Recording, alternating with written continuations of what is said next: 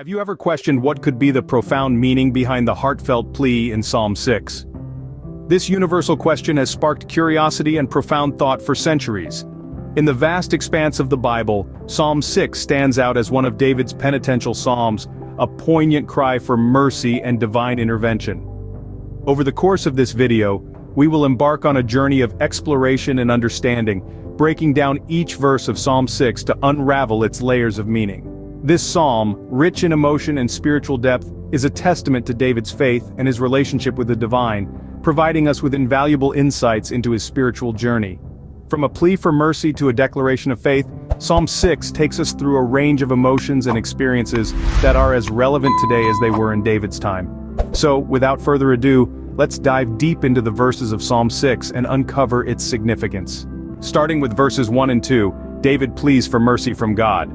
The opening verses of Psalm 6 capture a moment of profound vulnerability. David, the mighty king, the warrior, the poet, is at his wit's end. He cries out to God, "O Lord, do not rebuke me in your anger, nor chastise me in your hot displeasure." Now let's pause for a moment. What do these words truly convey? They are a raw expression of David's fear and anxiety. His plea for mercy is not casual or perfunctory. Instead, it's a sincere cry from a man feeling the weight of his mistakes, the burden of his guilt. In the second verse, David continues, "Have mercy on me, O Lord, for I am weak. O Lord, heal me, for my bones are troubled." Here, David is not merely acknowledging his weakness, but he's also revealing his trust in God's compassion. He knows his strength is insufficient, his ability to mend what's broken is limited, yet he believes in a God who is merciful, a God who heals and restores. These verses unveil a man desperate for mercy, not because he deserves it, but because he knows the character of the God to whom he's pleading. David's plea is a testament to his faith in God's unfailing love and mercy. His trust is not in his righteousness but in God's compassion. This plea for mercy also highlights the humbling reality of human frailty. Despite his status and power, David is not above feeling weak, not above needing mercy. He, like all of us, is dependent on God's grace. His plea is not one of entitlement, but of desperation. David's plea sets a tone of humility and desperation, laying the groundwork for the rest of the psalm. As we delve further into Psalm 6, we'll see how this plea for mercy is not an end in itself, but a beginning.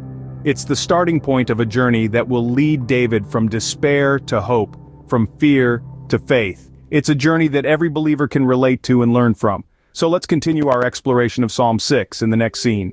Moving on to verses 3 to 5, David expresses his need for healing. These verses resonate deeply as they encapsulate David's desperation and profound longing for relief. David is not merely crying out for physical healing, his plea encompasses more. It is a plea for spiritual healing. He is seeking solace and renewal from God, a restoration of his spirit. In verse 3, David asks, "O Lord, how long?" This is a question many of us have asked in times of despair, when we feel overwhelmed by our circumstances. David's plea is not unique to him, it's a universal cry, one that echoes within each of us when we find ourselves in the throes of hardship. What's crucial to understand here is that David is not questioning God's ability to heal. He's expressing his human frailty, his impatience, and his desperation. David, the man after God's own heart, is showing us that it's okay to express our vulnerabilities to God. It's okay to ask how long. In verses 4 and 5, David continues his plea for healing. He implores God to save him and questions what value there would be in his death. Who will remember you when they are dead? Who will praise you from the grave? David's words here reflect a deep-seated fear, a fear of death and the unknown, but they also reflect a profound faith in God's ability to save and to heal. David is essentially saying, "God, you've created me to praise you, to remember you. How can I do that if I'm dead?" It's a bold statement, one that highlights David's belief in his purpose and in God's plan for him. David's cry for healing reminds us of our own vulnerabilities and the need for God's healing touch. Each one of us has, at some point, found ourselves in a place of pain or despair, longing for relief. And like David, we can take our fears, our doubts, and our questions to God, trusting in his ability to heal and restore us. In verses 6 and 7, we see a vivid portrayal of David's sorrow. Here the psalmist opens up and allows us into the depth of his emotional turmoil. David's sorrow is not just a reaction to his physical affliction, it's also a reflection of his spiritual state. In verse 6, David says, "I am weary with my moaning. Every night I flood my bed with tears. I drench my couch with my weeping." Here, David's sorrow is so overwhelming that it spills into his nights, filling them with tears and anguish.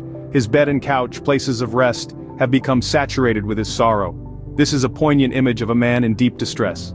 In verse 7 he continues, "My eye wastes away because of grief. It grows weak because of all my foes."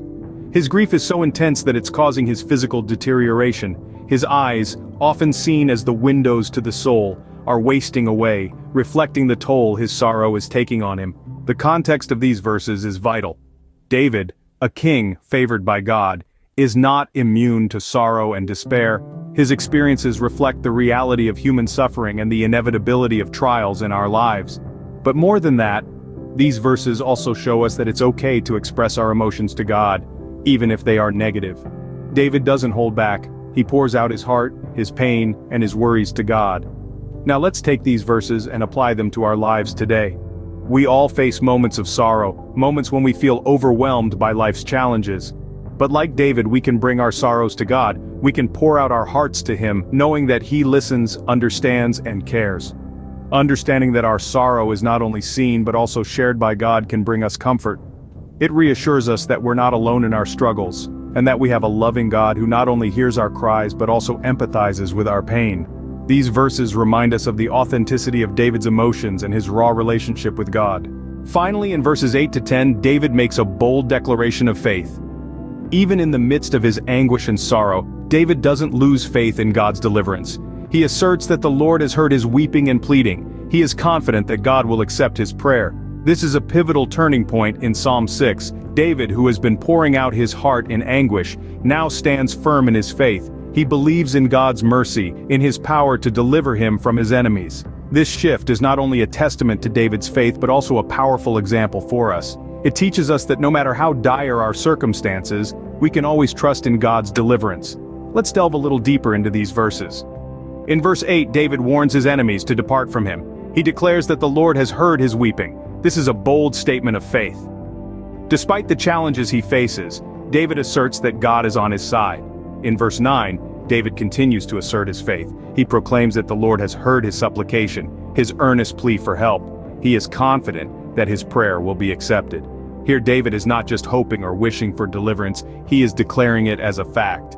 Finally, in verse 10, David goes a step further. He proclaims that all his enemies will be ashamed and greatly troubled. They will turn back in sudden disgrace. It's a stark contrast to his earlier pleas for mercy. Now he is confident in his victory over his enemies through God's intervention. These verses are not just about David's faith, they are about our faith too. They remind us that in times of trouble, we can turn to God with confidence. We can trust in His power to deliver us from our struggles. We can stand firm in our faith, knowing that God hears our prayers and will act on our behalf. David's declaration of faith is a powerful reminder of the assurance we can have in God's deliverance. No matter what we face, we can always trust in God's power and love. This is the enduring message of Psalm 6. As we come to the end, let's recap the key points we've learned from Psalm 6. At the heart of Psalm 6, we find David's plea for mercy, a raw and authentic appeal to God. This heartfelt cry mirrors our own when we find ourselves in times of distress, reminding us that it's okay to ask for help. In verses 3 to 5, David cries out for healing, showcasing the depth of his anguish. It's a testament to the power of vulnerability in our relationship with God. Don't shy away from laying bare your pain and your need for God's healing touch. David's show of sorrow in verses 6 and 7 paints a vivid picture of his emotional state. It's okay to express our sorrow, it's part of being human. Finally, despite his suffering, David ends with a declaration of faith. It's a powerful reminder that no matter the circumstances, we should hold on to our faith in God's deliverance. Remember, like David, no matter what we're going through, we can always turn to God in humility, express our raw emotions, and declare our unwavering faith in His deliverance.